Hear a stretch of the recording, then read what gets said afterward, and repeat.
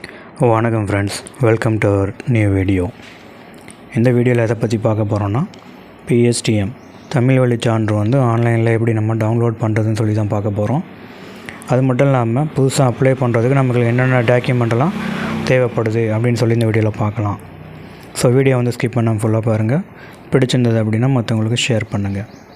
So வாங்க friends, வீடியோக்குள்ளே போகலாம்.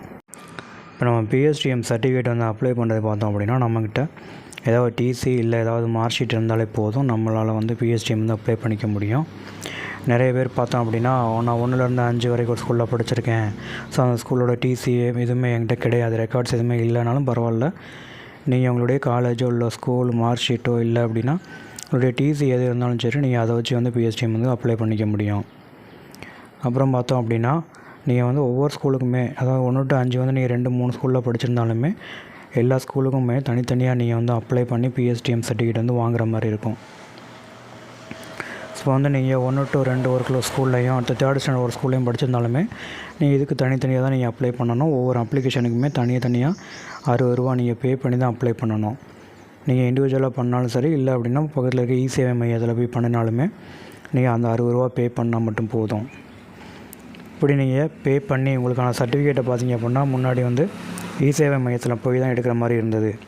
ஆனால் இப்போ பார்த்தோம் அப்படின்னா, அது உங்களால் நீங்கள் உங்களோட மொபைல்லையோ இல்லை உங்களோட டெஸ்க்டாப்லேயோ நீங்கள் ஓப்பனில் எடுத்துக்கலாம். ஸோ அது எப்படின்னு சொல்லி நம்ம பார்க்க போகிறோம்.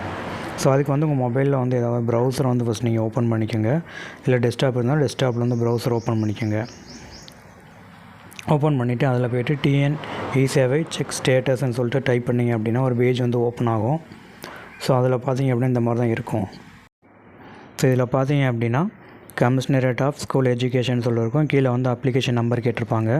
இந்த அப்ளிகேஷன் நம்பர் என்னென்னு பார்த்தீங்கன்னா, நீங்கள் அப்ளை பண்ணுறப்ப உங்களுக்கு ஒரு அக்னாலஜ்மெண்ட் ஷீட் ஜென்ரேட் ஆகிருக்கும்.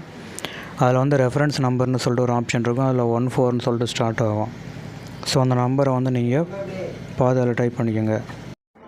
இந்த லிங்கில் நீங்கள் போய்ட்டு உங்களுக்கு பேஜ் இந்த மாதிரி பேஜ் ஓப்பன் ஆகலை அப்படின்னா கவலைப்படாதீங்க. நான் டிஸ்கிரிப்ஷன்லேயும் ஃபஸ்ட்டு கமெண்ட்லேயும் இந்த வெப்சைட்டோட லிங்க் நான் டேக் பண்ணுறேன். ஸோ அதை நீங்கள் கிளிக் பண்ணி டேரெக்டாக அந்த வெப்சைட்டுக்குள்ளே போய்க்கலாம். இதில் வந்ததுக்கப்புறம் உங்களுடைய இந்த ரெஃபரன்ஸ் நம்பரை இதில் என்ட்ரு பண்ணுங்கள். ஸோ என்ட்ரு பண்ணி முடித்ததும் கீழே சென்டுங்கிற ஆப்ஷன் இருக்கும் பார்த்தீங்களா, அதை கிளிக் பண்ணுங்கள். கிளிக் பண்ணிங்கன்னா இந்த மாதிரி தான் லோட் ஆகி உங்களுக்கு இப்படி வரும். கீழே பார்த்தீங்க அப்படின்னா உங்களுடைய மொபைல் நம்பர், உங்களுடைய நேம், அப்புறம் அப்ளிகேஷனோட ஸ்டேட்டஸ் காட்டும்.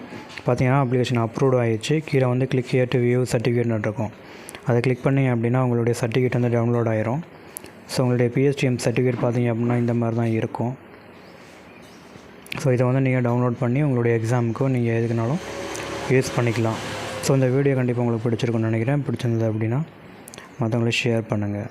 தேங்க்யூ ஸோ மச் ஃபார் வாட்சிங் திஸ் வீடியோ.